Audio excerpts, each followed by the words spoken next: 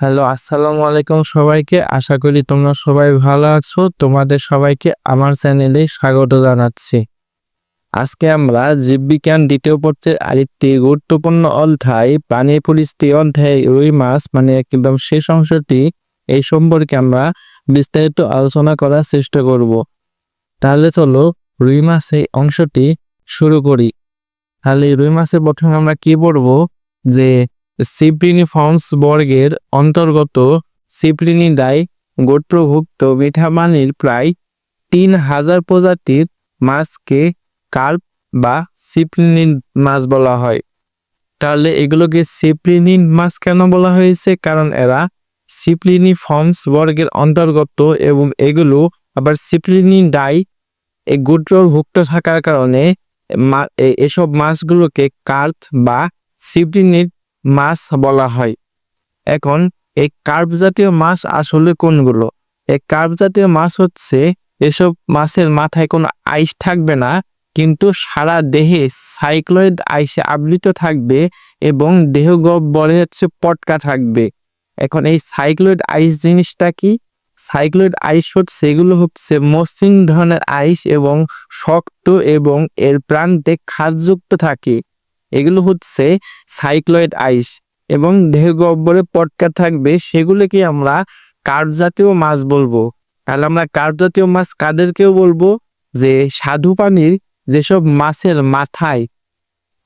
মাথায় কোনো আইস থাকবে না, কিন্তু সারা দেহে হচ্ছে সাইক্লয়েড আইসে আবৃত থাকবে এবং দেহ গহ্বরের মধ্যে পটকা থাকবে, সেগুলোকে আমরা কার্প জাতীয় মাছ বলবো। এখন এই কার্প জাতীয় মাছ সাধারণত দুই রকমের হয়, একটি হচ্ছে মেজর কার্প আর একটি হচ্ছে মাইনর কার্প। তাহলে এই মেজর কার্প কোনগুলো? মেজর কার্প হচ্ছে এগুলো আকারে বড় আকারের হবে। মেজর কার্প আকারে বড় আকারের হবে। বাংলাদেশে প্রধান কার্প হচ্ছে বা মেজর কার্প হচ্ছে যে রুই, কাতলা, মৃগেল, এগুলো হচ্ছে বাংলাদেশের মেজর কার্প। আর আরেকটি কার্প মাছ রয়েছে যে মাইনর কার্প। এই মাইনর কার্প কোনগুলো? মাইনর মানে কি ছোট, তাহলে মাইনর কার্প হচ্ছে অবশ্যই ছোট আকারের হবে। ছোট আকারের কার্পগুলো হচ্ছে মাইনর কার্প এবং এগুলো সাধারণত নদী, খাল, বিল এসব জলাধারেই চাষ করা হয়। তাহলে এই মাইনর কার্প কি কি রয়েছে? মাইনর কার্প রয়েছে হচ্ছে ভাগনা, বাটা আর হচ্ছে কালীবাউস। তাহলে মেজর কার্প কোনগুলো? মেজর কার্প হচ্ছে রুই, কাতলা, মৃগেল। কিন্তু মাইনর কার্প কোনগুলো? মাইনর কার্প হচ্ছে ভাগনা, বাটা আর হচ্ছে কালীবাউস। মেজর মানে বড়, তাহলে এগুলো বড় আকৃতির, আর মাইনর মানে হচ্ছে ছোট, তাহলে এগুলো হবে হচ্ছে ছোট আকৃতির। আর বাংলাদেশে যে তিনটি মেজর কার্প রয়েছে যে রুই, কাতলা, মৃগেল, এই তিনটি মেজর কার্পের মধ্যে রুই মাছ হচ্ছে সবচেয়ে জনপ্রিয়।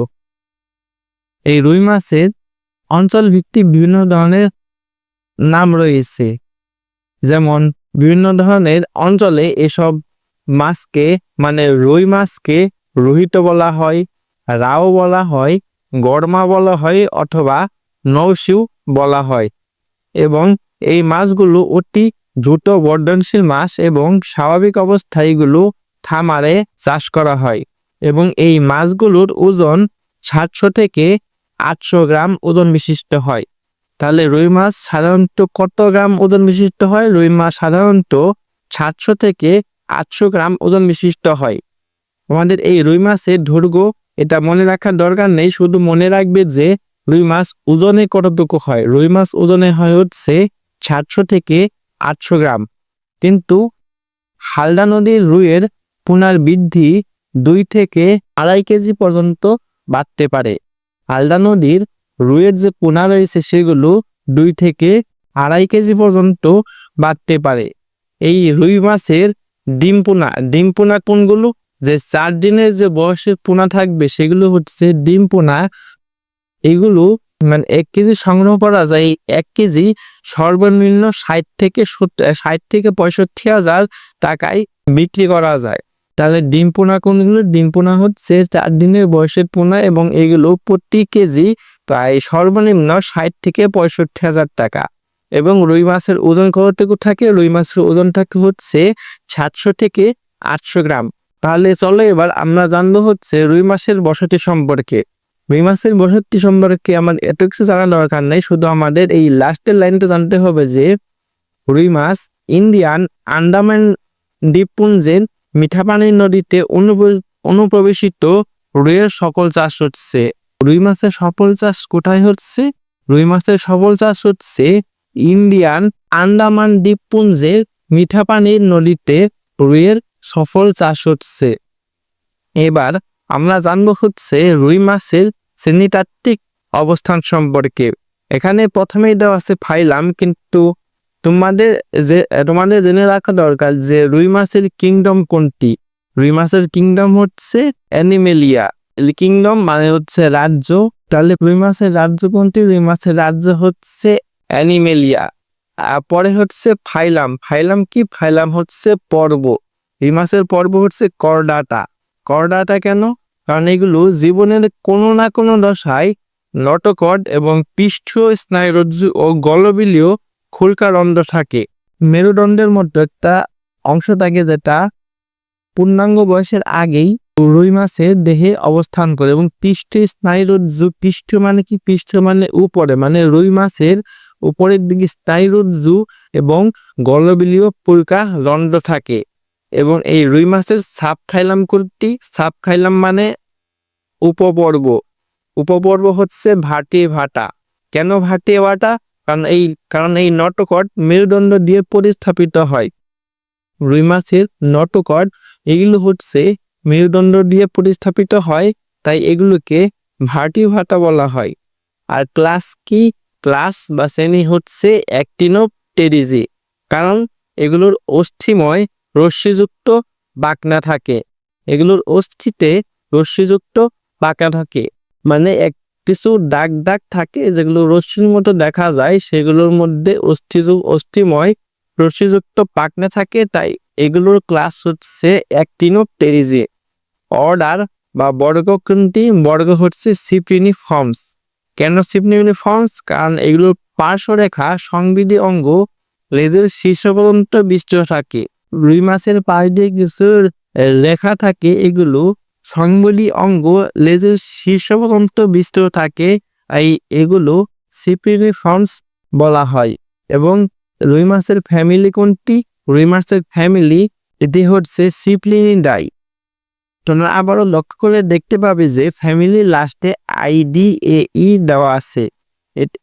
ফ্যামিলির প্রত্যেক প্রাণী শেষেই এই ফ্যামিলি শেষে IDAE দেওয়া থাকে, এই জিনিসটা আমরা মনে রাখবে। এবং এই রুই মাছের ফ্যামিলি সিপ্লিনিডাই কেন? কারণ এগুলো হচ্ছে কার্প মাছ, ভোমার দাঁতবিহীন এবং গলবিলীয় দাঁত উপস্থিত থাকে। এবং এই রুই মাছের জেনাস কোনটি? জেনাস হচ্ছে গণ হচ্ছে ল্যাবিও, কারণ এগুলোর মাচল ঠোঁট থাকে। এবং স্পেসিস কোনটি? স্পেসিস হচ্ছে ল্যাবিও রহিতা। স্পেসিস কোনটি? ল্যাবিও রহিতা। এখন এই বইয়ের নিচে কিছু মেজর কাপ ও মাইনর কাপের ছবি আছে, তোমরা এগুলো দেখতে পারো। এখন আমরা জানবো হচ্ছে রুই মাছের স্বভাব সম্পর্কে। জীবনের প্রাথমিক পর্যায়ে রুইয়ের পছন্দের আহার হচ্ছে প্লাঙ্কটন জাতীয় জীব। রুই মাছের পছন্দের খাবার কোনটি? প্লাঙ্কটন জাতীয় জীব। তাহলে এই প্লাঙ্কটন জাতীয় জীব কোনগুলো? প্লাঙ্কটন হচ্ছে প্রাণী প্লাঙ্কটন ও উদ্ভিদ প্লাঙ্কটন।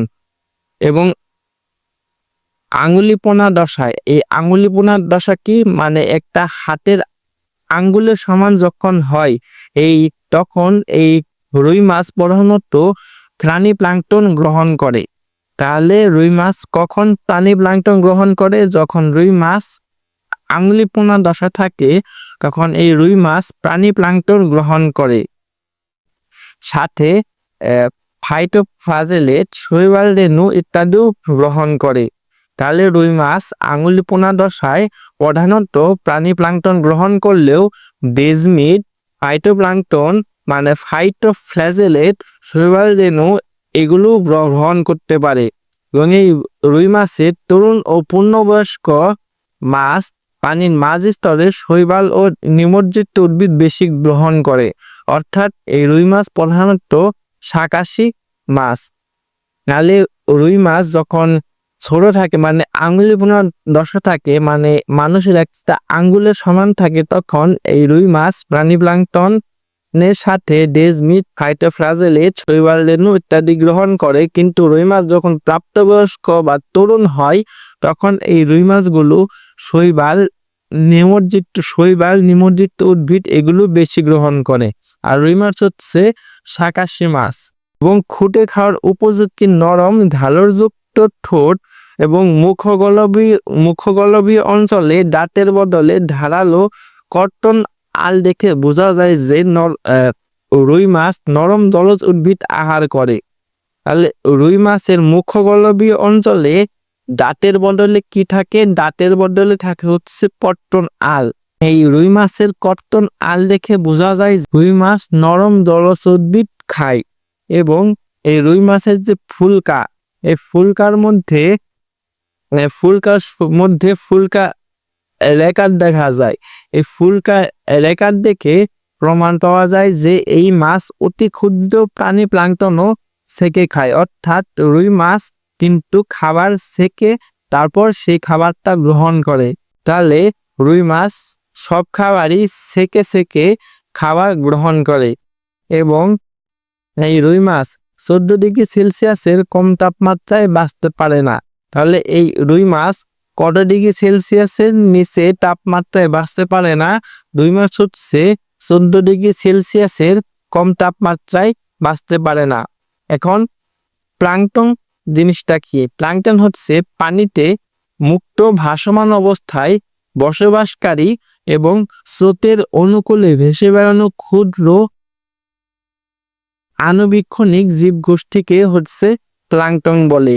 প্লাঙ্কটন কাদেরকে বলছি আমরা? তাহলে পানিতে যখন মুক্ত ভাসমান অবস্থায় কিছু উদ্ভিদ থাকবে যে কিছু উদ্ভিদ বসবাস করে এবং স্রোতের অনুকূলে ভেসে বেড়ানো কিছু ক্ষুদ্র আণুবীক্ষণিক জীবগোষ্ঠীকে আমরা প্লাঙ্কটন বলতেছি।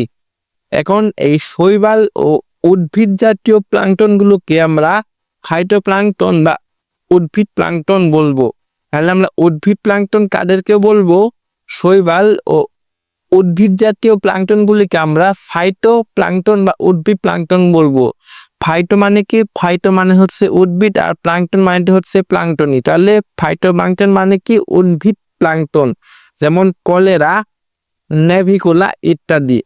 অন্যদিকে হচ্ছে প্রোটোজোয়া ও প্রাণী জাতীয় প্লাঙ্কটনগুলোকে হচ্ছে জু প্লাঙ্কটন বা প্রাণী প্লাঙ্কটন বলে। জু মানে কি? জু হচ্ছে প্রাণী, যেমন আমাদের বইয়ের নাম হচ্ছে জুওলজি, এখানে প্রাণী সম্পর্কে আলোচনা করা হয়, সেই হিসেবে তোমরা মনে রাখবে যে জু মানে হচ্ছে প্রাণী এবং প্লাঙ্কটন মানে হচ্ছে প্লাঙ্কটন। তাহলে জু প্লাঙ্কটন বা প্রাণী প্লাঙ্কটন বলে। তাহলে আমরা কাদেরকে প্রাণী প্লাঙ্কটন বলতেছি? প্রোটোজোয়া এবং প্রাণী জাতীয় প্লাঙ্কটনগুলোকে আমরা প্রাণী প্লাঙ্কটন বা জু প্লাঙ্কটন বলতেছি, যেমন প্যারামেসিয়াম আর হচ্ছে ড্যাফিনিয়া।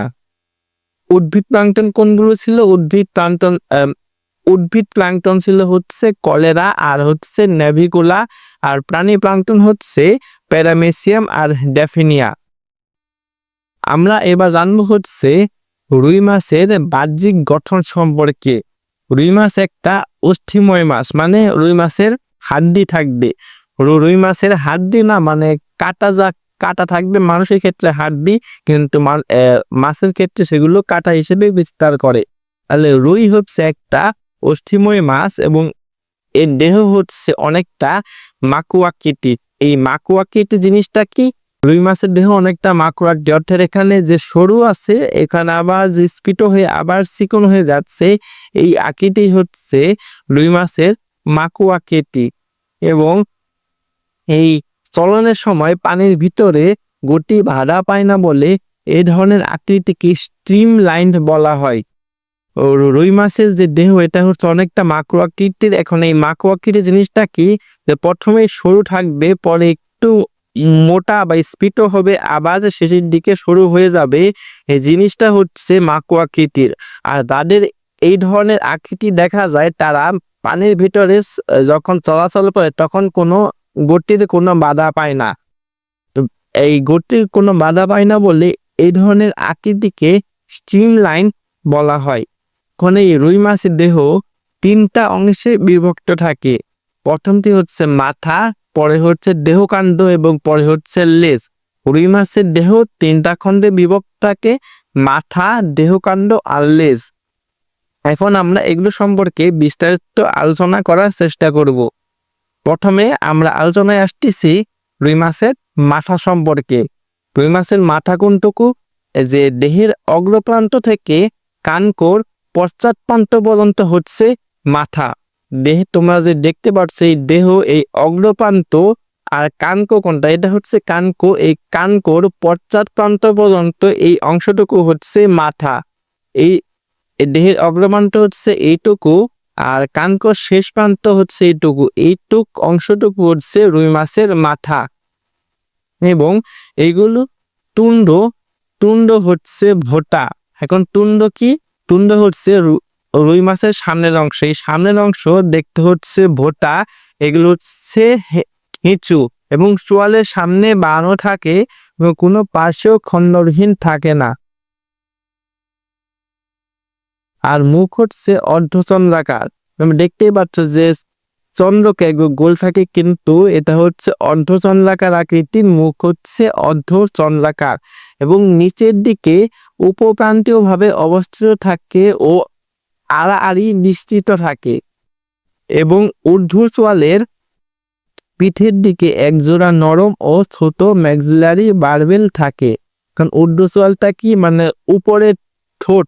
উপরের ঠোঁটের পিঠের দিকে হচ্ছে একজোড়া নরম ও ছোট ম্যাক্সিলারি বারবেল থাকে। তোমরা মানুষের সাথে কল্পনা করে দেখতে পাবে যে মানুষের যে গাল রয়েছে, এই গালের এই অংশটুকু হচ্ছে ম্যাক্সিলা বলা হয়। তেমন এই রুই মাছের যে উপরের ঠোঁটটা রয়েছে, এই ঠোঁটের একটু পিঠের দিকে মানে পেছনের দিকে যে নরম ও ছোট অংশটাকে, সেখানে হচ্ছে ম্যাক্সিলারি বারবেল থাকে। এবং এই তুণ্ডের পৃষ্ঠদেশে দু চোখের সামনে একটু সামনে একজোড়া হচ্ছে নাসারন্ধ্র অবস্থিত থাকে। এই তুণ্ড মানে কি? সামনের অংশ। এই সামনের একটু সামনে যে চোখটা রয়েছে, চোখের একটু সামনে এখানে হচ্ছে নাসারন্ধ্র থাকে, নাসারন্ধ্র বা নাক থাকে। এবং এই প্রত্যেক নাসারন্ধ্রের পিছনে ও মাথার দুপাশে একটা করে বড় গোল চোখ থাকে। তাহলে এই নাসারন্ধ্রের পিছনে একটা বড় চোখ থাকে এবং চোখে কোনো পাতা থাকে না। কিন্তু কর্নিয়া স্বচ্ছ ত্বকীয় আবরণে আবৃত থাকে। আর মাথা হচ্ছে আইসবিহীন, দেহকাণ্ড ও লেজ মিউকাসময় সাইক্লোইড আইসে আবৃত থাকে। রুই মাছের চোখে কোনো পাতা থাকে না, কিন্তু কর্নিয়া মানে কান কিন্তু স্বচ্ছ ত্বকীয় আবরণে আবৃত থাকে। আর রুই মাছের মাথা কিন্তু আইসবিহীন এবং আর দেহকাণ্ড লেজ হচ্ছে মিউকাসময় সাইক্লোইড আইসে আবৃত থাকবে। আর মাথার পেছনের দিকে দুপাশে ফুলকা প্রকোষ্ঠকে ঢেকে অবস্থান করে দুটি বেশ ও বড় পাতলা কানকো। এই মাথার পেছনে তোমার এই অংশটি যে দেখতে পাচ্ছ, এটা হচ্ছে রুই মাছের কানকো। এটা দিয়ে রুই মাছ তার ফুলকা রন্ধ্রগুলোকে ঢেকে রাখে। এবং এই কানকোর নিচের কিনারায় একটা করে পাতলা ব্রাঙ্কিওস্টেগাল পর্দা যুক্ত থাকে। এটি হচ্ছে ফুলকা প্রকোষ্ঠের বড় অর্ধচন্দ্রাকার ছিদ্রকে ঢেকে রাখে। তোমরা দেখতে পাচ্ছ এটা হচ্ছে এই কানকোর নিচের দিকে একটা ব্রাঙ্কিওস্টেগাল পর্দা বিদ্যমান থাকে এবং এই কানকোর ভিতরে থাকে হচ্ছে রুই মাছের ফুলকা। এই রুই মাছের ফুলকাগুলোকে ঢেকে রাখতে সাহায্য করে এই কানকোর উপরে নিচের দিকে যে ব্রাঙ্কিওস্টেগাল পর্দা রয়েছে, এই ব্রাঙ্কিওস্টেগাল পর্দা এই রুই মাছের ফুলকারন্ধ্রকে ঢেকে রাখতে সাহায্য করে। আমরা এবার জানবো হচ্ছে রুই মাছের দেহকাণ্ড সম্পর্কে। রুই মাছের কানকোর শেষ ভাগ থেকে পায়ু পর্যন্ত এই মধ্য অংশটি হচ্ছে দেহকাণ্ড। আমি যদি তোমাদের চিত্রের মাধ্যমে দেখাতে চাই যে রুই মাছের যে কানকোটা রয়েছে, এই কানকো থেকে এটি করছে রুই মাছের দেহকাণ্ড। এই দেহকাণ্ডের শেষ পর্যন্ত এটুকু হচ্ছে এইটুকু অংশ হচ্ছে রুই মাছের দেহকাণ্ড। এই কানকোর শেষ প্রান্ত থেকে এই লেজের অগ্রপ্রান্ত পর্যন্ত এটা হচ্ছে রুই মাছের দেহকাণ্ড এবং এই রুই মাছের দেহকাণ্ড অংশটি চওড়া বিভিন্ন ধরনের পাখনা বিদ্যমান থাকে।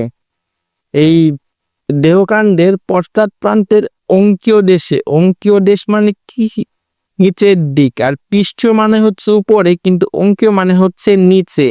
এই রুই মাছের পশ্চাৎ প্রান্তে মানে শেষের দিকের অঙ্কীয় দেশে মানে নিচের দিকে ঠিক মাঝ বরাবর তিনটা ছোট ছিদ্র থাকে। প্রথমে হচ্ছে পায়ু ছিদ্র, পরে হচ্ছে মাঝে হচ্ছে জনন ছিদ্র এবং সর্বশেষে হচ্ছে রেচন ছিদ্র। অর্থাৎ রুই মাছের যে দেহকাণ্ড রয়েছে এই দেহকাণ্ডের শেষ প্রান্তে অঙ্কীয় দেশে মানে নিচের দিকে তিনটা ছোট ছিদ্র থাকে। এই ছিদ্রের প্রথমটি হচ্ছে পায়ু ছিদ্র, মাঝে হচ্ছে জনন ছিদ্র এবং শেষে হচ্ছে রেচন ছিদ্র। অর্থাৎ এটা হচ্ছে রুই মাছের শেষ প্রান্ত। এই শেষ প্রান্তের প্রথমে থাকবে হচ্ছে পায়ু ছিদ্র, পরে থাকবে হচ্ছে জনন ছিদ্র, পরে থাকবে হচ্ছে রেচন ছিদ্র। এবং এই রুই মাছের দেহে দুই পাশে এক সারি ক্ষুদ্র গর্ত আছে যা আইসের নিচে অবস্থান করে একটা লম্বা খাদের সাথে যুক্ত থাকে এবং এই খাদ ও গর্তের সমন্বয়ে মাছের পার্শ্বরেখা অঙ্গ গঠিত হয়। এতে অবস্থিত সংবেদী কোষ পানির তরঙ্গ থেকে পানির গুণাগুণ সংক্রান্ত রাসায়নিক সংবেদ গ্রহণ করে। অর্থাৎ এই দেহের দুই পাশে একটা লম্বা গর্তযুক্ত খাঁজ থাকে। এই খাঁজের সাহায্যে রুই মাছের সংবেদী কোষ এগুলো পানির তরঙ্গের সাহায্যে পানির গুণাগুণ সংবেদ রক্ষা করে। আর পার্শ্বরেখা অঙ্গ কোনটি? পার্শ্বরেখা অঙ্গ হচ্ছে এই যে দাগটি তোমরা দেখতে পাচ্ছ, এটাই হচ্ছে পার্শ্বরেখা অঙ্গ। এবং পাখনা সমূহ সম্পর্কে আমরা কি জানবো? রুই মাছের পাখনাকে, রুই মাছ যে চলাচল করে এই রুই মাছের চলনাঙ্গকে পাখনা বলা হয়। এবং রুই মাছে মোট 5 ধরনের পাখনা দেখা যায়। একটা হচ্ছে বক্ষ আর শ্রোণী পাখনা, এগুলো হচ্ছে জোড় প্রকৃতির, অর্থাৎ এগুলো জোড়ায় জোড়ায় থাকবে। আর পৃষ্ঠীয় পায়ু পুচ্ছ পাখনা, এগুলো হচ্ছে বেজোড় প্রকৃতি। একটি ছন্দ মনে রাখতে পারো যে তিনটা প প প প এগুলো হচ্ছে বিজোড় প্রকৃতির। পটে পৃষ্ঠীয়, পটে পায়ু এবং পটে হচ্ছে পুচ্ছ পাখনা, এগুলো হচ্ছে বিজোড় প্রকৃতির। আর বক্ষ আর শ্রোণী পাখনা এগুলো হচ্ছে জোড় প্রকৃতির। তোমরা শুধু বিজোড়টুকু মনে রাখবে, জোড়টুকু তিনটা বাদে যা থাকবে সেটাই হচ্ছে জোড় প্রকৃতি। তাহলে বিজোড় প্রকৃতির কোনগুলো? প প প, ইষ্ঠীয়, পায়ু আর হচ্ছে পুচ্ছ পাখনা, এগুলো হচ্ছে বিজোড় প্রকৃতির থাকে। অর্থাৎ বিজোড় আকারে রুই মাছের দেহের কাণ্ডে অবস্থান করে। এবং এই জোড় পাখনা কতগুলো থাকে? জোড় পাখনা একটা হচ্ছে বক্ষ পাখনা। এই বক্ষ পাখনা কোথায় থাকে? এই বক্ষ পাখনা থাকে হচ্ছে কানকোর ঠিক পেছনে, দেহকাণ্ডের সম্মুখ পার্শ্ব দিকে একজোড়া হচ্ছে বক্ষ পাখনা থাকে। এটা হচ্ছে রুই মাছের কানকো। এই কানকোর পেছনের দিকে আমরা দেখতে পাচ্ছি এই জিনিসটা হচ্ছে রুই মাছের বক্ষ পাখনা। কেন এটার নাম বক্ষ পাখনা বলা হয়েছে? কারণ এটা কিন্তু রুই মাছের বুকের দিক, রুই মাছের বুকের দিকে থাকে বলে এই পাখনাকে বক্ষ পাখনা বলা হয়েছে। এবং এই বক্ষ পাখনা, প্রত্যেকটা পাখনায় 16 থেকে 17টা পাখনা রশ্মিযুক্ত থাকে। অর্থাৎ এই বক্ষ পাখনার মধ্যে 16 থেকে 17টা রশ্মি যুক্ত থাকে। এবং এই বক্ষ পাখনা মাছকে পানির গভীর থেকে উপরের দিকে উঠতে সাহায্য করে। তাহলে পানিকে গভীর থেকে উপরে উঠতে সাহায্য করে কোন ধরনের পাখনা? সেটা হচ্ছে বক্ষ পাখনা। এবং শ্রোণী পাখনা কোথায় অবস্থান করে? একজোড়া শ্রোণী পাখনা, এগুলো হচ্ছে বক্ষ পাখনার সামান্য পেছনে অবস্থান করে। শ্রোণী পাখনা কোথায় অবস্থান করে? এই যে তোমরা এখানে দেখতে পাচ্ছ বক্ষ পাখনা, এই বক্ষ পাখনা কিছুটা পেছনে এখানে হচ্ছে শ্রোণী পাখনা, এখানে শ্রোণী পাখনা অবস্থান করে। এই শ্রোণী পাখনা কতগুলো থাকে? এই শ্রোণী পাখনার মধ্যে 9টা করে রশ্মিযুক্ত থাকে। এবং এই পাখনা মাছ উপরে ও নিচের দিকে চলতে এবং ছোট ঘুরতে ও থামতে সাহায্য করে। তাহলে এই বক্ষ পাখনা মধ্যে কয়টা রশ্মিযুক্ত থাকে? বক্ষ পাখনার মধ্যে থাকে হচ্ছে 16 থেকে 17টি পাখনা রশ্মিযুক্ত, আর শ্রোণী পাখনার মধ্যে 9টি করে পাখনা রশ্মিযুক্ত থাকে। আর বক্ষ পাখনার কাজ কি? বক্ষ পাখনা হচ্ছে মাছকে পানির গভীর থেকে উপরে উঠতে সাহায্য করে এবং স্তনী পাখনা মাছকে উপরে ও নিচের দিকে চলতে, দ্রুত ঘুরতে এবং থামতে সাহায্য করে। আর রুই মাছের যে বিজোড় পাখনা রয়েছে, 3টি বিজোড় পাখনা রয়েছে। একটা হচ্ছে পৃষ্ঠ পাখনা, পায়ু পাখনা আর হচ্ছে পুচ্ছ পাখনা।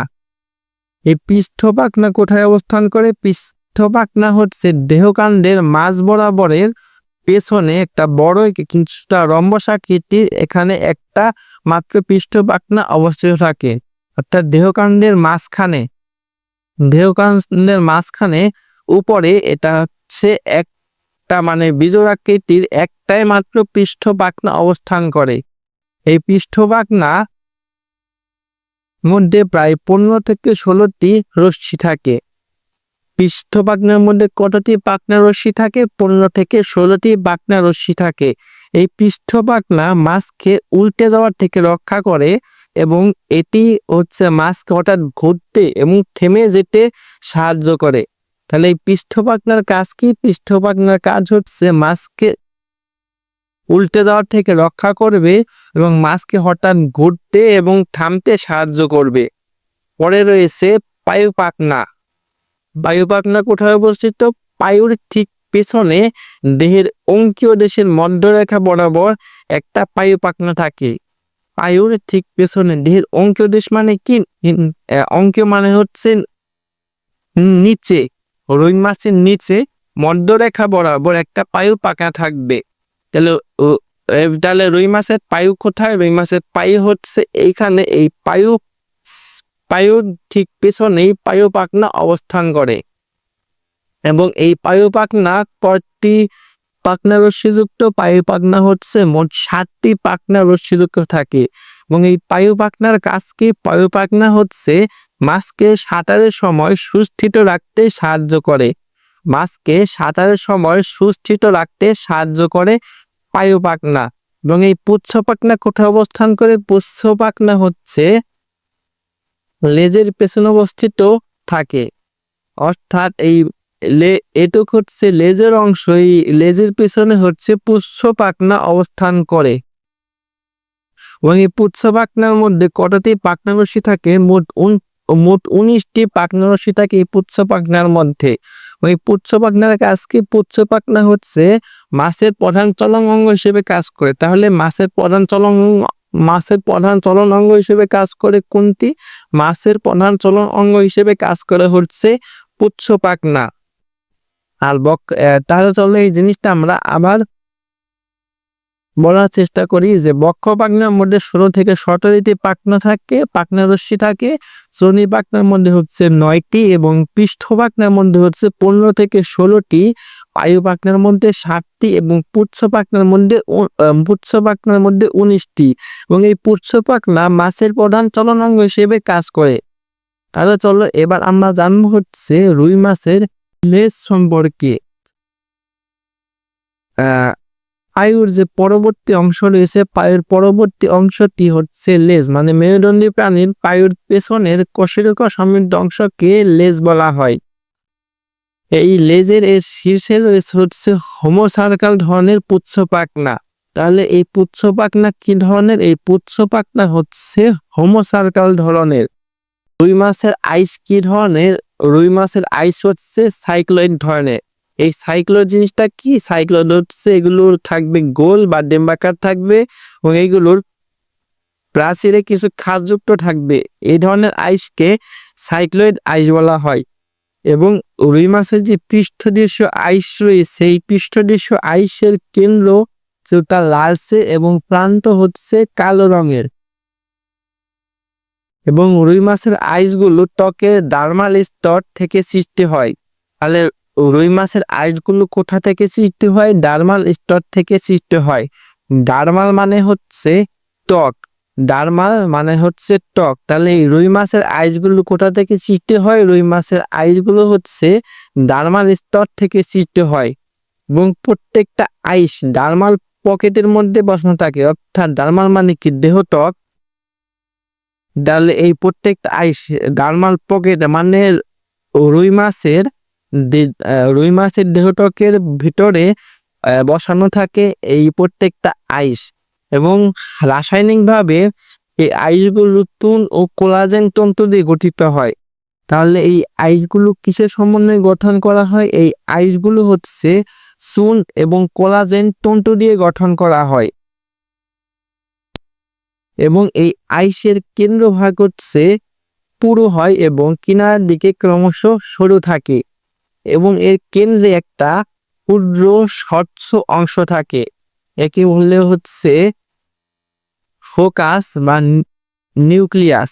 এর কেন্দ্রের মধ্যে তোমরা দেখতে পাচ্ছ কেন্দ্রে হচ্ছে একটা ক্ষুদ্র স্বচ্ছ অংশ থাকে, এই জিনিসটার নাম হচ্ছে ফোকাস বা নিউক্লিয়াস। এবং এই ফোকাসের চারদিকে এক কেন্দ্রিক বৃত্তাকারে সজ্জিত উচ্চ আলের মতো কতগুলো রেখা থাকে। এই রেখাগুলোকে বলা হয় সার্কুলি। অর্থাৎ এই ফোকাসের চারপাশে যে তোমরা বিভিন্ন ধরনের রেখা দেখতে পাচ্ছ, এই রেখার নাম হচ্ছে সার্কুলি, এবং এই সার্কুলির মধ্যে কয়েকটা বেশ রেখা স্পষ্ট ও মোটা হয়ে থাকে। এগুলিকে বলা হচ্ছে বার্ষিক বৃদ্ধি রেখা বা অ্যানুলি। তোমরা যে দেখতে পাচ্ছ লাল লাল, যেগুলো হচ্ছে খুব স্পষ্টভাবে রুই মাছের আইসের মধ্যে বোঝা যাচ্ছে, এগুলোকে বলা হয় হচ্ছে বার্ষিক বৃদ্ধি রেখা বা অ্যানুলি। এগুলির মাধ্যমেই হিসাব করা হয় যে রুই মাছটি বয়স কত হয়েছে। যদি একটা অ্যানুলি থাকে তাহলে রুই মাছের বয়স হচ্ছে 1 বছর, যদি দুইটা থাকে তাহলে রুই মাছের বয়স হচ্ছে 2 বছর। এভাবে একটি মাছের বয়স গণনা করা হয়। এবং এখন এই রুই মাছের আইসের বৃদ্ধি বেশি হয়। রুই মাছের আইসের বৃদ্ধি বেশি হয় হচ্ছে বসন্তকাল ও গ্রীষ্মকালে। তোমরা এখানে একটা রুই মাছের আইসের গঠন দেখতে পাচ্ছ। এই সম্পূর্ণ অংশটুকু রুই মাছের দেহের ভিতরে থাকে, অর্থাৎ ডার্মাল পকেটের ভিতরে থাকে। এইটুক অংশ রুই মাছের ডার্মাল পকেটের ভিতরে থাকে। আমরা বাইরে থেকে শুধু এইটুক অংশটুকু আমরা রুই মাছের বাইরে থেকে দেখতে পাই। এই রুই মাছের আইসের আবার 3টি অংশ রয়েছে, 3টি অংশ বা 3টি ক্ষেত্র রয়েছে। 3টি অংশ কি কি? একটা রয়েছে সম্মুখ ক্ষেত্র, আরেকটা রয়েছে পশ্চাৎ ক্ষেত্র, একটা হচ্ছে পার্শ্ব ক্ষেত্র। এই সম্মুখ ক্ষেত্র কোনটি? এই সম্মুখ ক্ষেত্র হচ্ছে এটি হচ্ছে আইসের তন্তুময় যোজক টিস্যু নির্মিত সম্মুখ ভাগ, অর্থাৎ এটি সামনে অংশ থাকে এবং যা ডার্নিসের পকেটের মধ্যে অবস্থান করে। ডার্নিসের পকেট কোনটি? রুই মাছের যে দেহ রয়েছে, দেহের মধ্যে এই সম্মুখক্ষেত্রটি অবস্থান করে, এবং এই সম্মুখক্ষেত্র যোজক টিস্যু নির্মিত থাকে এবং আইসের সম্মুখভাগে অবস্থান করে। এবং পশ্চাৎ ক্ষেত্র কোনটি? পশ্চাৎ ক্ষেত্র হচ্ছে এটি হচ্ছে আইসের ডেন্টিন নির্মিত থাকে এবং এটি আইসের পশ্চাৎ ভাগ বা বাইরের দিকে উন্মুক্ত থাকে। আর পার্শ্ব ক্ষেত্র কোনটি? পার্শ্ব ক্ষেত্র হচ্ছে আইসের দুই পাশের অংশ। তোমরা এই চিত্রটি দেখলে তোমরা চিত্রটি লক্ষ্য করলে দেখতে পারবে যে এই অংশটুকু এটা হচ্ছে রুই মাছের আইসের সম্মুখ ক্ষেত্র। এটা রুই মাছের দেহের ভিতরে অবস্থান করে, অর্থাৎ ডার্মাল পকেটের ভিতরে থাকে এবং বাইরে থেকে আমরা শুধু এই পশ্চাৎ অংশটুকু দেখতে পাই। এবং রুই মাছের এই দুই পাশে এটা হচ্ছে পার্শ্ব ক্ষেত্র। এবং এই আইসের যে সম্মুখক্ষেত্র রয়েছে, এই সম্মুখক্ষেত্রের কতগুলো লম্বালম্বী খাঁজ দেখা যায়। এই লম্বালম্বী খাঁজগুলোকে বলা হয় রেডি। অর্থাৎ এই যে সম্মুখক্ষেত্র রয়েছে, এই সম্মুখক্ষেত্রের মাঝে তোমরা যে নীল নীল এই অংশটা দেখতে পাচ্ছ, দাগ দাগ, এই দাগ দাগ অংশগুলোকে বলা হয় রেডি। এবং এই আইসের কাজ কি? এই আইস হচ্ছে মাছের প্রধান প্রতিরক্ষাকারী অঙ্গ হিসেবে কাজ করে। মাছের চলাচলে পানির বাধা কমাতে সহায়তা করে এবং এতে বিদ্যমান যে মিউকাস রয়েছে সেগুলো বিভিন্ন রোগ জীবাণু ধ্বংস করে। এবং পার্শ্বরেখায় অবস্থিত যে আইসগুলো সেগুলো পানির কম্পাঙ্ক নির্ণয়ের মাধ্যমে সংবেগ গ্রহণে সাহায্য করে। এবং এরা মাছের শ্রেণীবিন্যাস, বয়স ও বৃদ্ধি হার, জীবন ও ইতিহাস নির্ণয়ে ভূমিকা রাখে। আমাদের শুধু এই জিনিসটা মনে রাখতে হবে ভালোভাবে যে এই রুই মাছের আইস মাছের প্রধান প্রতিরক্ষাকারী অঙ্গ হিসেবে কাজ করে, বাকিগুলো শুধু একবার পড়ে যাবে। এখন চলো আমরা জানবো হচ্ছে রুই মাছের রক্ত সংবহনতন্ত্র সম্পর্কে। এই রুই মাছের রক্ত সংবহনতন্ত্র হচ্ছে বদ্ধ প্রকৃতির। রুই মাছের রক্ত সংবহনতন্ত্র কি ধরনের? রুই মাছের রক্ত সংবহনতন্ত্র হচ্ছে বদ্ধ প্রকৃতির এবং এতে একবর্তনী বা একচক্রী রক্ত সংবহন একচক্রী বা একবর্তনী রক্ত সংবহন দেখা যায়। এখন চলো আমরা জেনে নিব যে একবর্তনী রক্ত সংবহন এবং দ্বিবর্তনী রক্ত সংবহন তন্ত্র আসলে কোনগুলো। তাহলে প্রথমে আসবে হচ্ছে একবর্তনী একচক্রী রক্ত সংবহন, যে সংবহনের মধ্যে হৃৎপিণ্ডের মধ্যে কার্বন ডাই অক্সাইড এবং অক্সিজেন সমৃদ্ধ বায়ু অক্সিজেন সমৃদ্ধ রক্ত একটি চক্রে আবর্তিত হয় তাকে একবর্তনী বা একচক্রী রক্ত সংবহন বলে। যেমন মাছের রক্ত সংবহন, অর্থাৎ এই রক্ত সংবহনের মধ্যে অক্সিজেন বা কার্বন ডাইঅক্সাইড যে ধরনের রক্তই পরিবহন হোক না কেন সেগুলো মাত্র একটা চক্রের মাধ্যমেই আবর্তিত হয়। আর দ্বিচক্রী আবর্তন বা দ্বিবর্তনী রক্ত সংবহন তন্ত্র কোনটি? যে সংবহনে হৃৎপিণ্ডের মধ্যে অক্সিজেন সমৃদ্ধ কার্বন ডাই সমৃদ্ধ রক্ত দুটা পৃথক চক্রে আবর্তিত হয় সেগুলো হচ্ছে দ্বিবর্তনী বা দ্বিচক্রী রক্ত সংবহন। তাহলে দ্বিবর্তনী বা দ্বিচক্রী রক্ত সংবহন তন্ত্র কোনগুলো? অর্থাৎ এইগুলো এই রক্ত সংবহনের মধ্যে দুইটা পৃথক চক্রের মধ্যে অক্সিজেন ও কার্বন ডাই অক্সাইড সমৃদ্ধ রক্ত আবর্তিত হবে। অর্থাৎ একটা চক্রের মধ্যে শুধু অক্সিজেন সমৃদ্ধ রক্ত প্রবাহিত হবে, আরেকটা চক্রের মধ্যে শুধুমাত্র কার্বন ডাই অক্সাইড রক্ত আবর্তিত হবে। অর্থাৎ দুটি পৃথক চক্রে দুইটি ভিন্ন ধরনের রক্ত প্রবাহিত হবে, কিন্তু একবর্তনীর মধ্যে অক্সিজেন যুক্ত রক্ত বা কার্বন ডাই অক্সাইড যুক্ত রক্ত হোক না কেন শুধুমাত্র একটা চক্রের মধ্যে আবর্তিত হয়। আমাদের শুধু এখানে মনে রাখতে হবে যে একবর্তনী রক্ত সংবহন তন্ত্র কাদের দেখায়? একবর্তনী রক্ত সংবহন তন্ত্র হচ্ছে মাছের ক্ষেত্রে দেখা যায় এবং দ্বিবর্তনীর ক্ষেত্রে হচ্ছে মানুষের ক্ষেত্রে দেখা যায়। কারণ এই রক্ত সংবহন তন্ত্রের তিনটি উপাদান রয়েছে। রক্ত সংবহন তন্ত্রের মোট তিনটা উপাদান রয়েছে। প্রথমটি হচ্ছে রক্ত, হৃৎপিণ্ড, আরেকটা হচ্ছে রক্তনালী। রক্ত সংবহনের কয়টা অংশ? তিনটা অংশ। কি কি? রক্ত, হৃৎপিণ্ড আর হচ্ছে রক্তনালী। তাহলে প্রথমে আমরা জানবো হচ্ছে রক্ত সম্পর্কে। রুই মাছের রক্ত হচ্ছে লাল বর্ণের। রুই মাছের রক্ত লাল বর্ণের এবং এই রক্ত রস ও রক্তকণিকা দিয়ে গঠিত হয়। এই রক্ত রস ও রক্তকণিকা দিয়ে গঠিত হয় এবং এই রক্তরসের মধ্যে দু ধরনের রক্তকণিকা ভাসমান থাকে। একটা হচ্ছে লোহিত রক্তকণিকা, একটা হচ্ছে শ্বেত রক্তকণিকা। ঠিক মানুষের মতোই, তুমি মানুষের কথা চিন্তা করো, মানুষের যে রক্ত রয়েছে সেই কারণে কিন্তু রক্তরস ও রক্তকণিকার সাহায্যে রক্ত গঠিত হয় এবং রক্তরসে দু ধরনের রক্তকণিকা অসমান থাকে। একটা হচ্ছে আরবিসি আর একটা হচ্ছে ডাব্লিউবিসি। অর্থাৎ একটা হচ্ছে লোহিত রক্তকণিকা বা আরবিসি, একটা হচ্ছে শ্বেত রক্তকণিকা বা ডাব্লিউবিসি। এই লোহিত রক্তকণিকা হচ্ছে ডিম্বাকার নিউক্লিয়াস যুক্ত হিমোগ্লোবিন সমৃদ্ধ এবং লাল বর্ণের। এই লোহিত রক্তকণিকা ডিম্বাকার। এই লোহিত রক্তকণিকা কিন্তু নিউক্লিয়াস যুক্ত থাকে এবং হিমোগ্লোবিন সমৃদ্ধ এবং লাল বর্ণের থাকে। এবং শ্বেত রক্তকণিকা এগুলো হচ্ছে অ্যামিবয়েড এবং নির্দিষ্ট আকৃতি বিহীন এবং এগুলো হচ্ছে নিউক্লিয়াস যুক্ত আর হচ্ছে বর্ণহীন। অর্থাৎ এই লোহিত রক্তকণিকা এবং শ্বেত রক্তকণিকা উভয়ই নিউক্লিয়াস যুক্ত থাকে। এখন আমরা জানবো হচ্ছে রুই মাছের হৃৎপিণ্ড সম্পর্কে। রুই মাছের যে ফুলকা রয়েছে এই ফুলকা দুটোর পিছনে লম্বাটে এবং মোচাকৃতি হৃৎপিণ্ড, এগুলো হচ্ছে পেরিকার্ডিয়াল গহ্বর নামে এক বিশেষ গহ্বরে অবস্থান করে। এই পেরিকার্ডিয়াল গহ্বর কেন তোমরা অবশ্যই জেনে রাখবে যে কার্ডিয়াল এই জিনিসটা হচ্ছে হার্টের সাথে সম্পৃক্ত থাকে। তাহলে কার্ডিয়াল তাহলে হার্টের সাথে সম্পৃক্ত থাকবে। তাই এই রুই মাছের যে হৃৎপিণ্ড রয়েছে এই হৃৎপিণ্ড হচ্ছে একটা পেরিকার্ডিয়াল গহ্বর নামে একটা গহ্বর রয়েছে। এই বিশেষ গহ্বরের মধ্যে এই রুই মাছের হৃৎপিণ্ডটা অবস্থান করবে। আর পেরিকার্ডিয়াম নামক শক্ত আবরণে হৃৎপিণ্ড আবৃত থাকবে। অর্থাৎ এই রুই মাছের হৃৎপিণ্ডের প্রাচীর কি দ্বারা আবৃত থাকবে? হৃৎপিণ্ডের প্রাচীর হচ্ছে পেরিকার্ডিয়াম।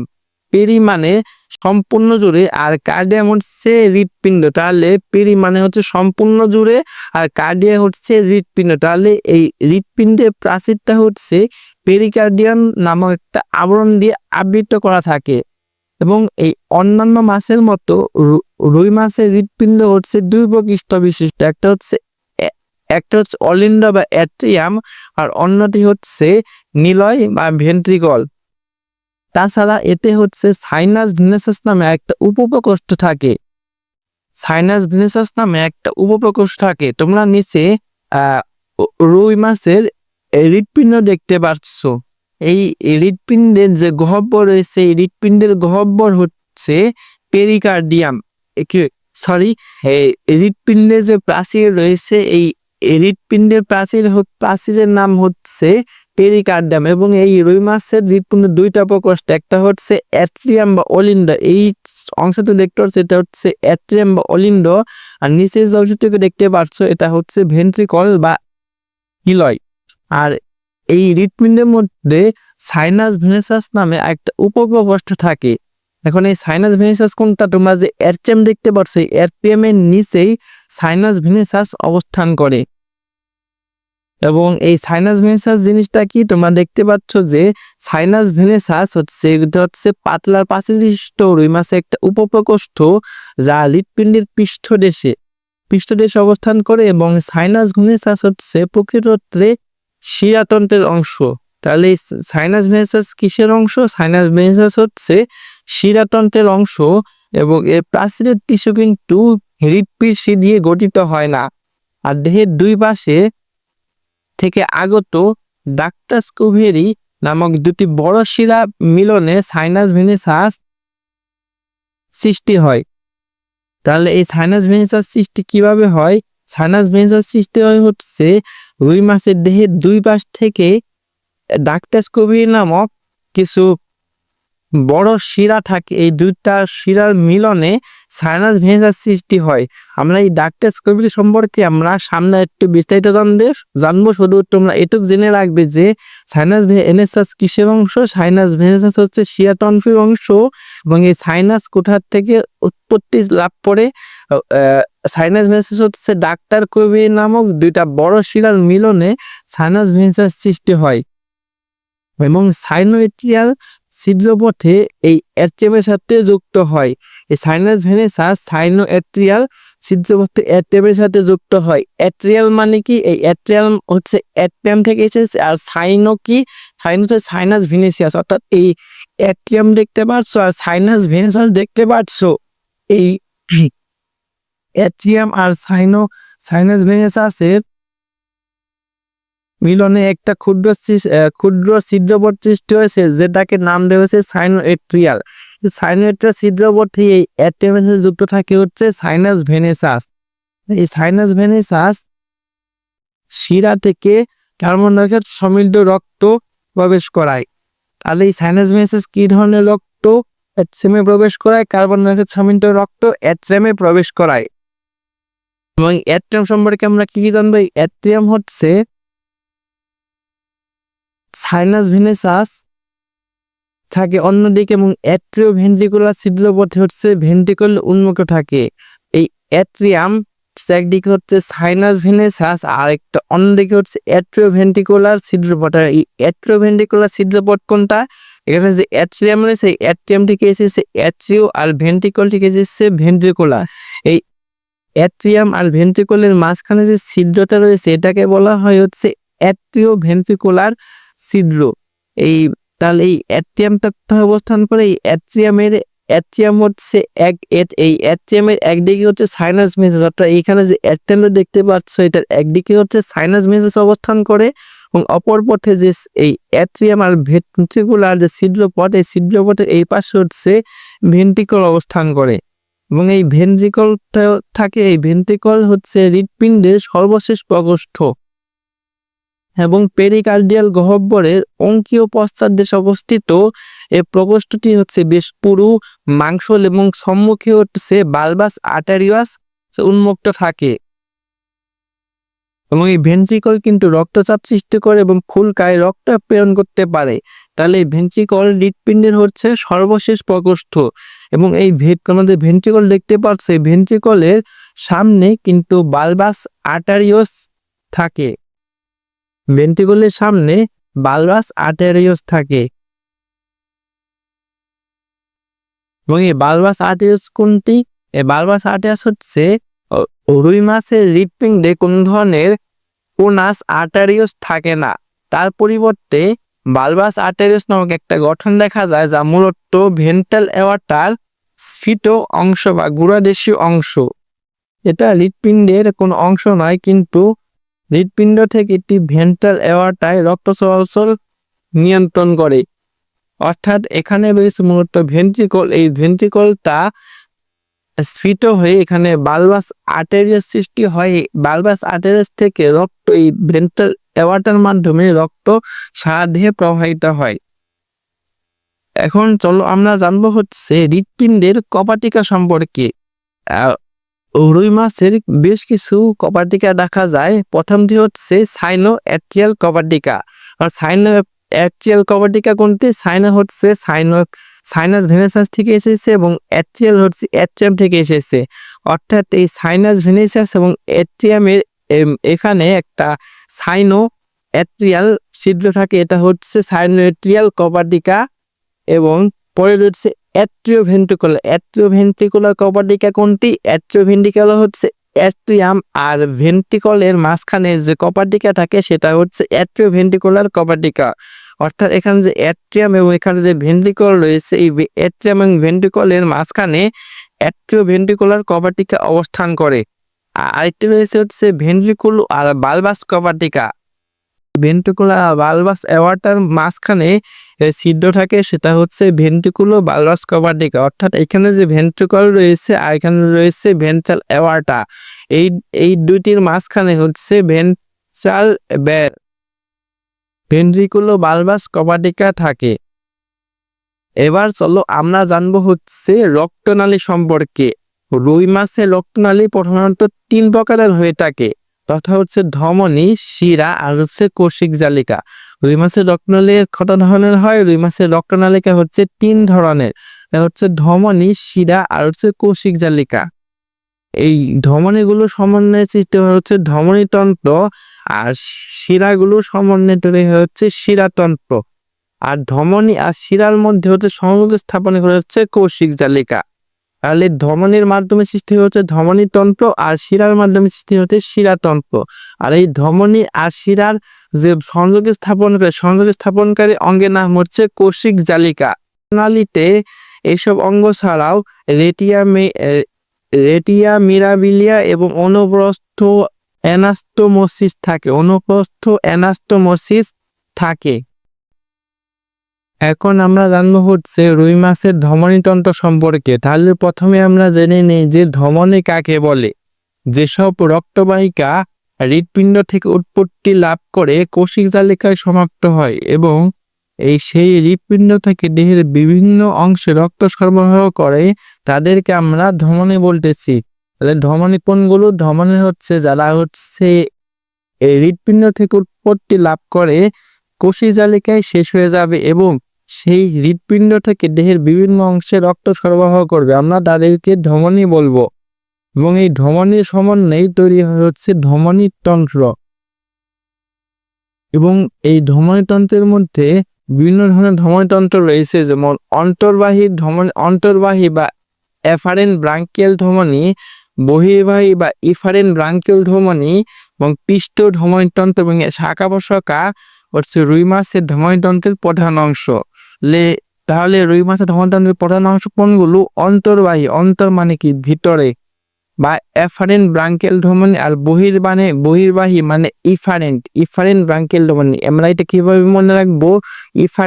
ইফারেন্টের ইতে মানে কি? ইতে আমরা মনে রাখবো যে এক্সিট মানে হচ্ছে বাহির। তাহলে ইফারেন্ট হচ্ছে এটা হচ্ছে বহির্বাহী ব্রাঙ্কিয়াল ধমনী, আর এটা হচ্ছে পৃষ্ঠীয় মহাধমনী এবং সাথে রয়েছে কিছু শাখা প্রশাখা।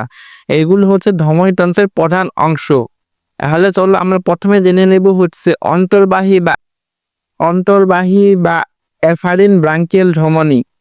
এটা কাকে বলে? যেসব রক্তবাহিকা হচ্ছে হৃৎপিণ্ড থেকে প্রবাহিত রক্ত ফুলকায় সরবরাহ করে সেগুলো হচ্ছে অন্তর্বাহী বা এফারেন্ট ব্রাঙ্কিয়াল ধমনী। তাহলে এফারেন্ট ব্রাঙ্কিয়াল ধমনী কোনগুলো? যেগুলো হচ্ছে হৃৎপিণ্ড থেকে প্রবাহিত হয়ে রক্ত ফুলকায় সরবরাহ করবে সেগুলো হচ্ছে অন্তর্বাহী বা এফারেন্ট ব্রাঙ্কিয়াল ধমনী। এবং এই রুই মাছের মধ্যে মোট 4 জোড়া অন্তর্বাহী ব্রাঙ্কিয়াল ধমনী থাকে। রুই মাছে মোট 4 জোড়া অন্তর্বাহী ব্রাঙ্কিয়াল ধমনী থাকে এবং এই রুই মাছের হৃৎপিণ্ডে কোনো ধরনের কোনাস আর্টারিওস না থাকায় ভেন্ট্রিকল থেকে ধমনীতন্ত্রের উদ্ভব হয়। তাহলে ধমনীতন্ত্রের উদ্ভব কোথা থেকে হয়? ধমনীতন্ত্রের উদ্ভব হয় হচ্ছে ভেন্ট্রিকল থেকে। এবং এই ভেন্ট্রাল এওয়ার্টা গলবিলের তলদেশ দিয়ে হাইওয়েট পর্যন্ত অগ্রসর হয় এবং দুপাশে শাখা সৃষ্টি করে এবং প্রথম শাখা দুটি উভয় পাশের প্রথম ফুলকায় রক্ত সরবরাহ করে এবং ওই শাখাকে প্রথম অন্তর্বাহী ব্রাঙ্কিয়াল ধমনী বলে।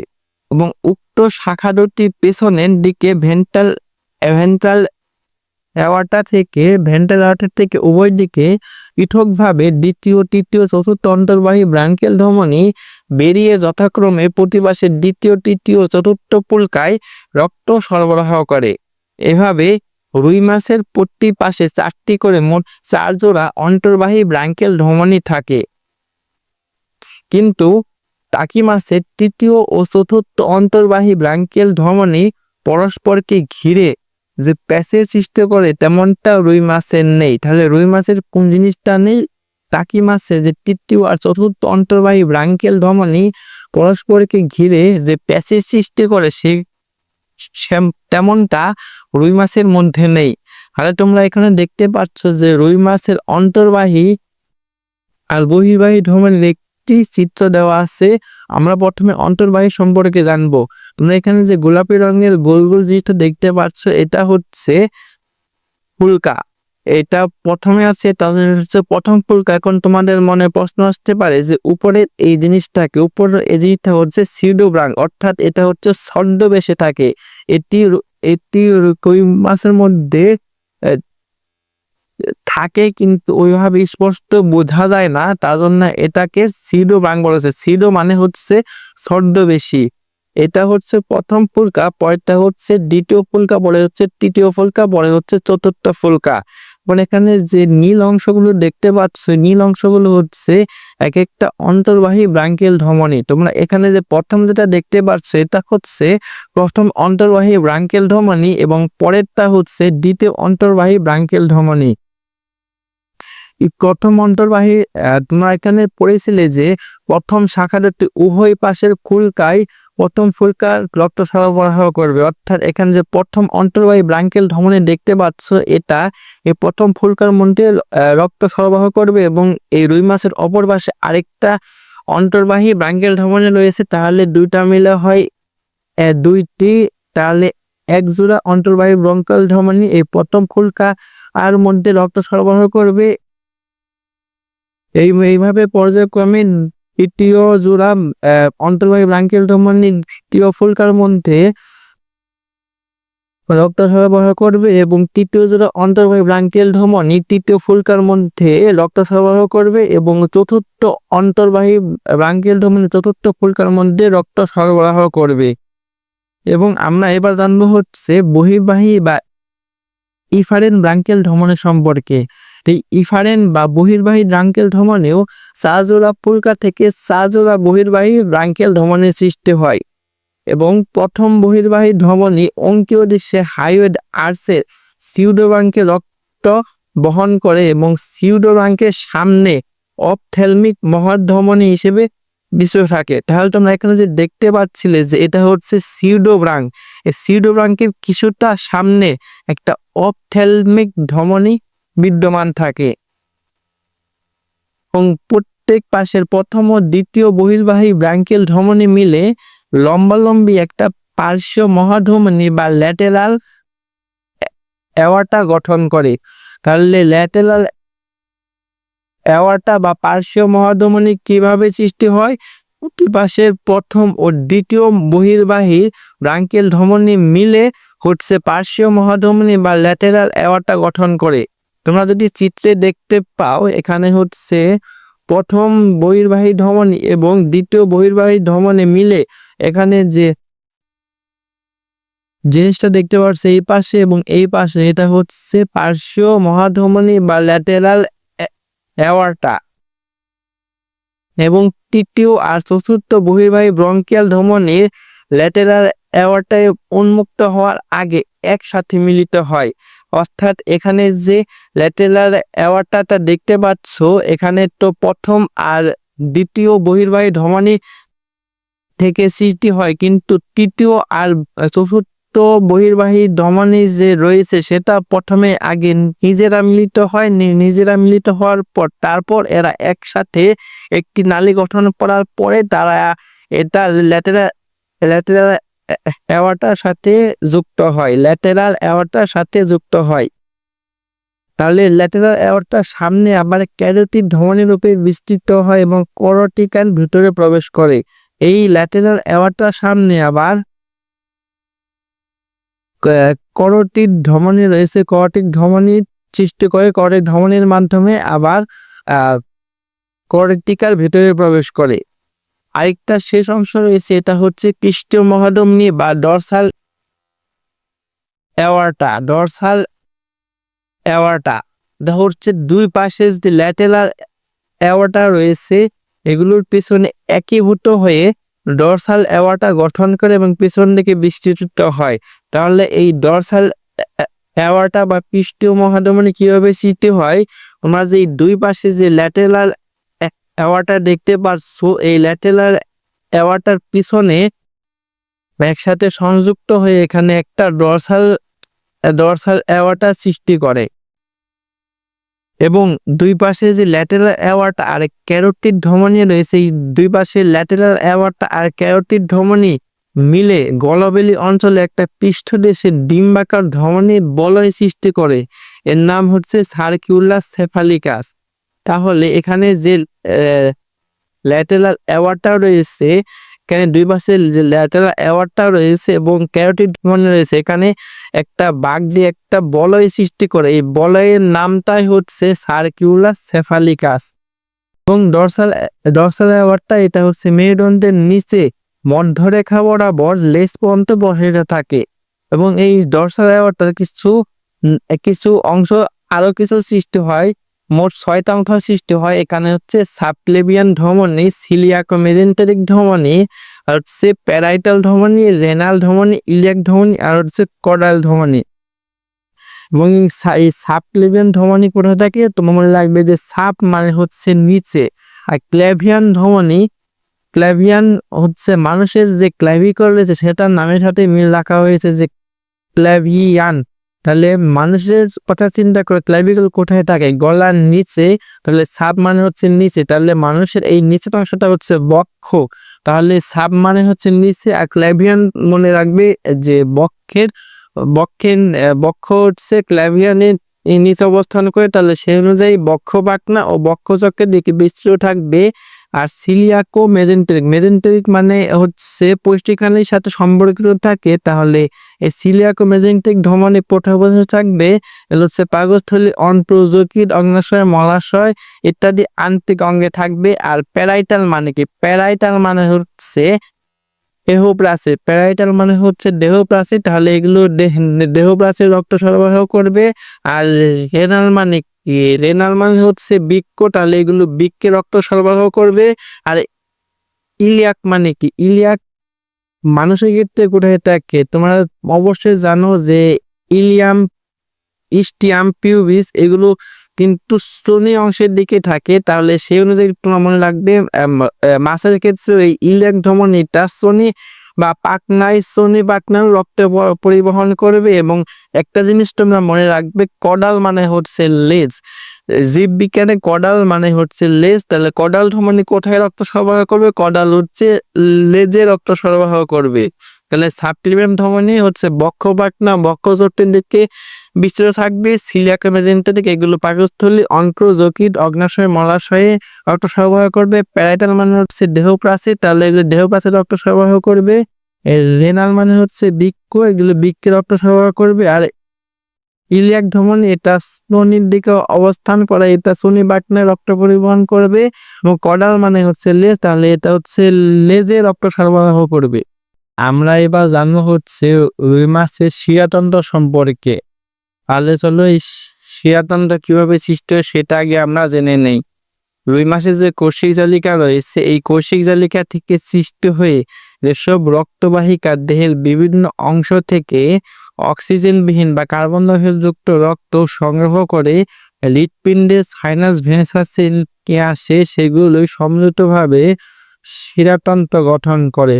তাহলে শিরাতন্ত্র কিভাবে গঠন হয়? শিরাতন্ত্র গঠন হয় হচ্ছে কৌশিক জালিকা থেকে সৃষ্টি হয় প্রথম, তারপর সেই রক্তবাহিকা দেহের বিভিন্ন অংশ থেকে কার্বন ডাইঅক্সাইড যুক্ত রক্ত হৃৎপিণ্ডে সাইনাস ভেনাসে নিয়ে আসে এবং সেগুলো সম্মিলিতভাবে হচ্ছে শিরাতন্ত্র গঠন করে।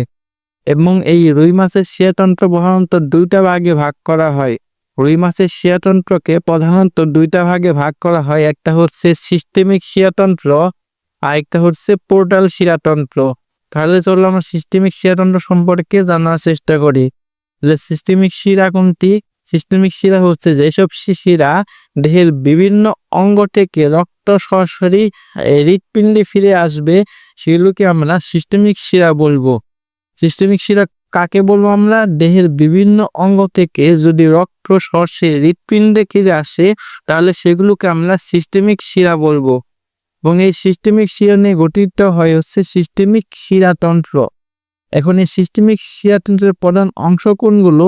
এই সিস্টেমিক শিরাতন্ত্রের প্রধান অংশ হচ্ছে একজোড়া হচ্ছে সম্মুখ কার্ডিনাল শিরা, একজোড়া হচ্ছে জুগুলার শিরা, আর হচ্ছে একজোড়া পশ্চাৎ কার্ডিনাল শিরা। মানে তোমার চিত্রের মাধ্যমে দেখাতে চাই, এটা হচ্ছে সম্মুখ কার্ডিনাল শিরা, আর এটা হচ্ছে জুগুলার শিরা, আর এটা হচ্ছে পশ্চাৎ কার্ডিনাল শিরা। এবং এই দেহের সামনের অংশ থেকে সম্মুখ কার্ডিনাল শিরা ও জুগুলার শিরা রক্ত সংগ্রহ করে সে পাশে ডাক্টাস কুহরীতে উন্মুক্ত হয়। অর্থাৎ এই দেহের যে সামনের অংশ, এই সামনের অংশ থেকে সম্মুখ কার্ডিনাল শিরা দেখতে পাচ্ছ এবং জুগুলার শিরাও দেখতে পাচ্ছ, এইগুলো রক্ত সংগ্রহ করে এখানে রয়েছে হচ্ছে ডাক্টাস কুহরী। এখানে যে ডাক্টাস কুহরী রয়েছে, এই ডাক্টাস কুহরীর মধ্যে এই রক্তগুলো উন্মুক্ত হয়। অর্থাৎ এই সম্মুখ কার্ডিনাল শিরা আর জুগুলার শিরার রক্ত ডাক্টাস কুহরীতে উন্মুক্ত হয়। এবং এই পশ্চাৎ কার্ডিনাল শিরা দেহের পশ্চাৎ ভাগ থেকে রক্ত সংগ্রহ করে সে পাশে ডাক্টাস কুহরীতে উন্মুক্ত হয়। আর এখানে যে পশ্চাৎ কার্ডিনাল শিরা রয়েছে, এগুলো এই পশ্চাৎ অংশ থেকে রক্ত সরবরাহ করে সেই আবার ডাক্টাস কুহরীতেই উন্মুক্ত হয়। উভয় পশ্চাৎ কার্ডিনাল শিরা হচ্ছে সেগমেন্টাল শিরা, রেনাল শিরা আর হচ্ছে জেনিটাল শিরা ইত্যাদি থেকেও রক্ত গ্রহণ করে। অর্থাৎ পশ্চাৎ কার্ডিনাল শিরা, এগুলো সেগমেন্টাল শিরা, রেনাল শিরা এবং জেনিটাল শিরা ইত্যাদি থেকে রক্ত গ্রহণ করে। অর্থাৎ এই পশ্চাৎ কার্ডিনাল শিরার মধ্যে আরো শিরা রয়েছে যে সেগমেন্টাল শিরা, রেনাল শিরা এবং জেনিটাল শিরা, এগুলো হচ্ছে রক্ত পশ্চাৎ কার্ডিনালতে সরবরাহ করে। এই পশ্চাৎ কার্ডিনাল আবার ডাক্টাস কুহরীতে পাস করে এবং উভয় ডাক্টাস কুহরীতে হৃৎপিণ্ডের সাইনাস ভেনাসে মুক্ত হয়। এই উভয় ডাক্টাস কুহরী হৃৎপিণ্ডের সাইনাস ভেনাসে মুক্ত হয়। তোমরা এখানে যে দেখতে পাচ্ছ ডাক্টাস কুহরী, এই পাশে ডাক্টাস কুহরী এবং এই পাশে ডাক্টাস কুহরী, এই উভয় ডাক্টাস কুহরী হৃৎপিণ্ডের আবার সাইনাস ভেনাসে উন্মুক্ত হয়। এবং প্রত্যেক পাশে বক্ষ পাখনা এবং স্তনি পাখনা থেকে সাবক্লেভিয়ান শিরা রক্ত সংগ্রহ করে ডাক্টাস কুহরীর মাধ্যমে সাইনাস ভেনাসে প্রেরণ করে। তাছাড়া ডান ও বাম পশ্চাৎ কার্ডিনাল শিরা কয়েকটি অনুপ্রস্থ শিরা দিয়ে যুক্ত থাকে, এগুলোকে অনুপ্রস্থ অ্যানাস্টোমোসিস বলা হয়। তাহলে অনুপ্রস্থ অ্যানাস্টোমোসিস কাদের বলা হয়? রুই মাছের ডান ও বাম পশ্চাৎ কার্ডিনাল শিরা হচ্ছে কয়েকটা অনুপস্থ শিরা দিয়ে যুক্ত থাকে এবং এগুলোকে অনুপস্থ অ্যানাস্টোমোসিস বলা হয়। তাহলে এই সিস্টেমিক শিরাতন্ত্রের মধ্যে আমাদের মূল বিষয়টা কি, যে বিভিন্ন শিরা থাকে, বিভিন্ন শিরা হচ্ছে সেই ডাক্টাস কুবেরিতে রক্ত নিয়ে আসে এবং এই ডাক্টাস কুবেরি আবার সাইনাস ভেনেসাসে প্রেরণ করে। আর পোর্টাল শিরাতন্ত্র কোনটি? পোর্টাল শিরাতন্ত্র এগুলো হচ্ছে এগুলো কৌশিক নালিকা থেকে সৃষ্টি হয়।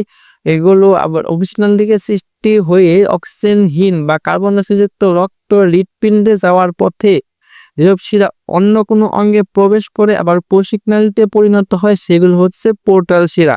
তাহলে পোর্টাল শিরা কোনগুলো?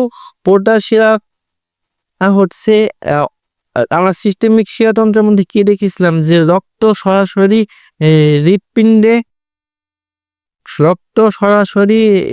হৃৎপিণ্ডে ফিরে আসে, মানে যেসব শিরা হৃৎপিণ্ডের মধ্যে ফিরে আসে সেগুলিকে আমরা সিস্টেমিক শিরা বলেছিলাম। কিন্তু এই পোর্টাল শিরা হচ্ছে অন্য কোনো অঙ্গে প্রবেশ করে আবার কৌশিক নালীতে অবস্থান পরিণত হয়, সেগুলো হচ্ছে পোর্টাল শিরা। এই পোর্টাল শিরা নিয়ে গঠিত হয় আবার পোর্টাল শিরাতন্ত্র। পোর্টাল শিরা নিয়ে পোর্টাল শিরাতন্ত্র গঠিত হয় এবং হেপাটিক পোর্টাল তন্ত্র ও রেনাল পোর্টাল তন্ত্র নিয়েই রুই মাছের পোর্টাল তন্ত্র গঠিত হয়। তাহলে রুই মাছের পোর্টাল তন্ত্র গঠিত হয় কিভাবে? হেপাটিক পোর্টাল তন্ত্র আর রেনাল পোর্টাল তন্ত্র মিলে রুই মাছের পোর্টাল তন্ত্র গঠিত হয়। এখন হেপাটিক পোর্টাল তন্ত্র কোনগুলো? এই হেপাটিক পোর্টাল তন্ত্র হচ্ছে হেপাটিক বা যকৃতিক পোর্টাল যে শিরা রয়েছে সেই পরিপাকতন্ত্র থেকে রক্ত সংগ্রহ করে যকৃতে প্রবেশ করে সেখানে শাখায় বিভক্ত হয়ে রক্তজালক সৃষ্টি করে এবং যকৃৎ শিরা এই রক্তজালক থেকে রক্ত সংগ্রহ করে সরাসরি সাইনাস ভেনাসে উন্মুক্ত করে।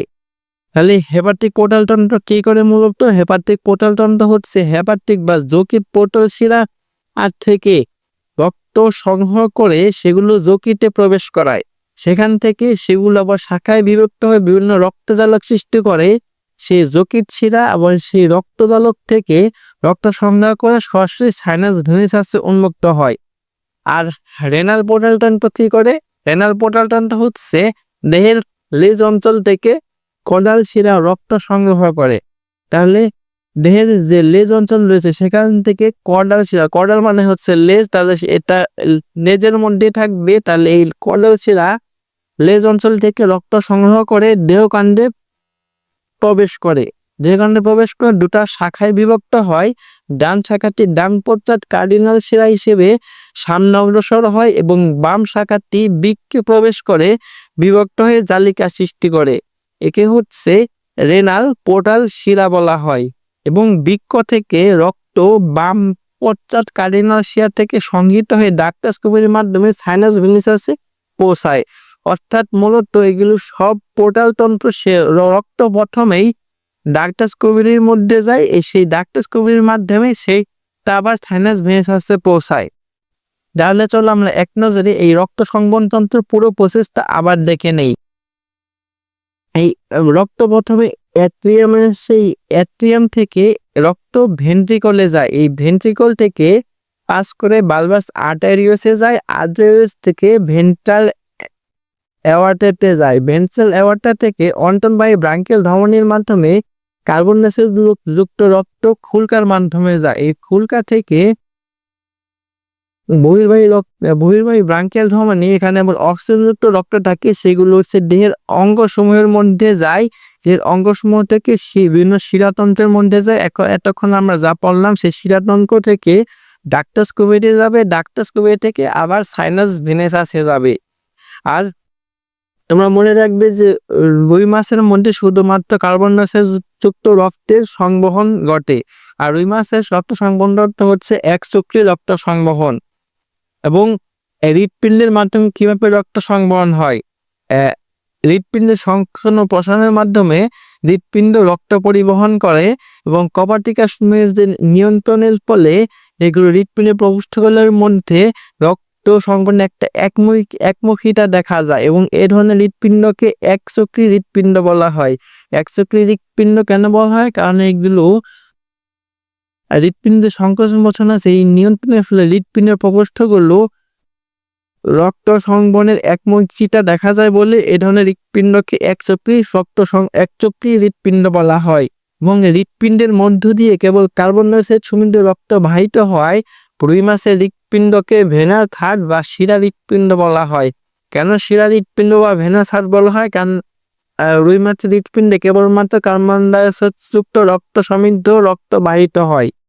হৃৎপিণ্ড থেকে কার্বন যুক্ত রক্ত একমুখী প্রবাহে অক্সিজেন সমৃদ্ধ রক্ত হওয়ার জন্য ফুলকায় প্রেরিত হয় এবং এই ফুলকা থেকে সারা দেহ হয়ে হৃৎপিণ্ডে আবার ফিরে আসে।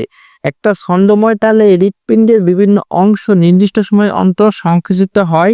প্রথমে হচ্ছে সাইনাস ভেনাসে সংকুচিত হয়, পরে ক্রমশ অ্যাট্রিয়াম ভেন্ট্রিকল বালবাস আর্টারি সংকুচিত হয়। হৃৎপিণ্ডের প্রতিবার সংকোচনকে সিস্টোল আর সিস্টোলের পরপরই এগুলো আবার আগের অবস্থায় ফিরে আসে। আর হৃৎপিণ্ডের প্রসঙ্গ বলা হয়ে হচ্ছে ডায়াস্টল। অর্থাৎ এখানে তোমাদের হৃৎপিণ্ডের রক্ত সঞ্চালনতন্ত্রের প্রসেসটাই আবার বলা হয়েছে। তাহলে হৃৎপিণ্ডের রক্ত সঞ্চালন কিভাবে ঘটে? প্রথমে সাইনাস ভেনাস হয়, এই সাইনাস ভেনাস সংকোচনের ফলে অ্যাট্রিয়ামে যায়, অ্যাট্রিয়াম সংকোচনের ফলে ভেন্ট্রিকলে যায়, ভেন্ট্রিয়ামের সংকোচনের ফলে বালবাস আর্টারিয়াসে যায়, আর্টারিয়াসের পরে আবার ফুলকায় যায়। এই ফুলকা থেকে ক্রমশ আবার সারা দেহ হয়ে আবার হৃৎপিণ্ডেই ফিরে আসে। এখন চলো আমরা জেনে নিব হচ্ছে রুই মাছ আর মানুষের হৃৎপিণ্ডের মধ্যে পার্থক্য। রুই মাছের হৃৎপিণ্ড হচ্ছে নলাকৃতির এবং মানুষের হৃৎপিণ্ড হচ্ছে মোচাকৃতির। রুই মাছের হৃৎপাচির হচ্ছে পেরিকার্ডিয়াম নামে পরিচিত, আর মানুষের হৃৎপাচির এপিকার্ডিয়াম, মায়োকার্ডিয়াম এবং এন্ডোকার্ডিয়াম নামক 3 স্তরে বিভাজিত থাকে। আর রুই মাছের হৃৎপিণ্ড হচ্ছে 2 প্রকোষ্ঠ বিশিষ্ট, একটা অ্যাট্রিয়াম আর একটা হচ্ছে ভেন্ট্রিকল। কিন্তু মানুষের হৃৎপিণ্ড হচ্ছে 4 প্রকোষ্ঠ বিশিষ্ট থাকে, 2টা অ্যাট্রিয়াম 2টা ভেন্ট্রিকল। আর রুই মাছের হৃৎপিণ্ডে সাইনাস ভেনাস নামে একটা উপপ্রকোষ্ঠ থাকে, কিন্তু মানুষের হৃৎপিণ্ডে কোনো উপপ্রকোষ্ঠ থাকে না। আর রুই মাছের ভেন্ট্রিকল থেকে ভেন্ট্রাল অ্যাওর্টার উৎপত্তি হয়, ভেন্ট্রিকল থেকে ভেন্ট্রাল অ্যাওর্টার উৎপত্তি হয় এবং এর গোড়ায় হচ্ছে বালবাস আর্টারিয়াস নামক একটি স্ফীত অংশ থাকে। আর মানুষের ক্ষেত্রে বাম ভেন্ট্রিকল থেকে সিস্টেমিক অ্যাওর্টা এবং ডান ভেন্ট্রিকল থেকে পালমোনারি অ্যাওর্টার উৎপত্তি হয় এবং এতে কোনো বালবাস আর্টারিওলাস থাকে না। রুই মাছের উপপ্রকোষ্ঠে একটা ডাক্টাস পুভেরি নামক 2টি বড় শিরা উন্মুক্ত থাকে, কিন্তু মানুষের হৃৎপিণ্ডের ডান অ্যাট্রিয়ামে সুপিরি ভেনা কেভা, ইনফিরিয়র ভেনা কেভা এবং করোনারি সাইনাস নামক 3টা বড় শিরা এবং বাম অ্যাট্রিয়ামে 4টি ছোট পালমোনারি শিরা উন্মুক্ত থাকে। আর রুই মাছের হৃৎপিণ্ডের মধ্যে কেবলমাত্র কার্বন ডাইঅক্সাইড যুক্ত রক্ত বাহিত হয় বলে একে ভেনাস হার্ট বা একচক্রী রক্ত সংবহনতন্ত্র বলে। কিন্তু মানুষের ক্ষেত্রে অক্সিজেন যুক্ত রক্ত এবং কার্বন ডাইঅক্সাইড যুক্ত রক্ত দুটো একসাথে বাহিত হয়, তাই এটাকে দ্বিচক্রী রক্ত সংবহনতন্ত্র বলে। আর মাছের ক্ষেত্রে, রুই মাছের ক্ষেত্রে এটা ফুলকার সাথে সমন্বয় করে রক্ত সংবহন করে, কিন্তু মানুষের ক্ষেত্রে এটা ফুসফুসের সাথে সমন্বয় করে রক্ত সংবহন করে। তাহলে আজকের লেকচারটি এই পর্যন্তই থাকবে। আমরা পরবর্তী লেকচারে রুই মাছের বাকি অংশটুকু দেখার চেষ্টা করব। ততক্ষণ পর্যন্ত তোমাদের যাদের এই ভিডিওটি ভালো লেগেছে তোমরা সবাই এই চ্যানেলটি সাবস্ক্রাইব করবে এবং একটি লাইক করবে এবং কমেন্ট করে জানিয়ে দেবে তোমাদের ভিডিওটি কেমন লেগেছে। তাহলে আজকের মতো এখান থেকেই বিদায় জানাচ্ছি, সবাইকে জানাচ্ছি আসসালামু আলাইকুম।